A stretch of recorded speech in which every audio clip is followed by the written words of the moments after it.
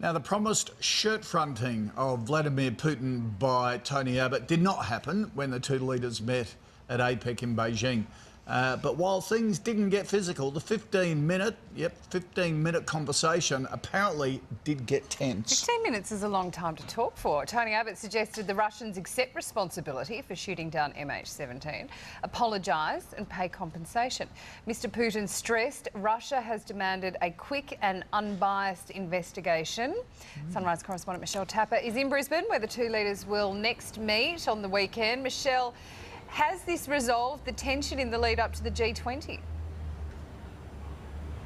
Good morning, guys. I wouldn't think so. I think the tensions will be simmering for quite some time over MH17. You've got to remember that nearly 300 people died aboard that plane, and there are many world leaders, I'm sure, that are keen to have a chat with Mr Putin. I know the Dutch Prime Minister, Mark Rutte, has already spoken to him, and also the Malaysian Prime Minister, Najib Razak, was also trying to talk to him in Beijing. And the purpose of those chats in China was to try to make sure that the G20 doesn't get derailed and become all about MH17, as well as an international condemnation of Russia. I know Russia was very concerned about a supposed confrontation between Abbott and Putin, considering his shirt-fronting comments. I think they've got that 15-minute tense conversation out of the way, but there's no doubt there will be more conversations about it during the G20, but just maybe not as public. OK, Michelle, have we got any early check-ins by leaders to the G20?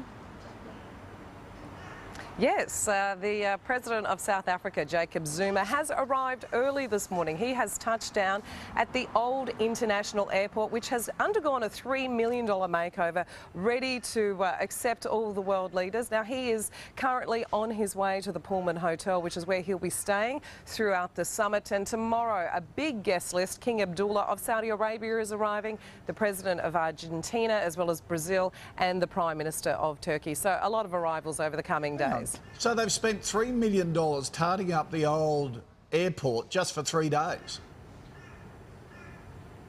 Yes, and that's not to, even incorporate the huge expense that has been, set aside for security, something like $450 million just on security for this. So, as we know, G20s are hugely expensive, but the government's promised that there will be an economic benefit to the city in terms of tourism dollars spent. But we'll just have to wait and see about that. You hope so, don't you, for that outlay? I can't wait to see all their entourages. It'll be who's got the biggest entourage. Obama will win, no doubt. Thanks, Michelle. Talk soon.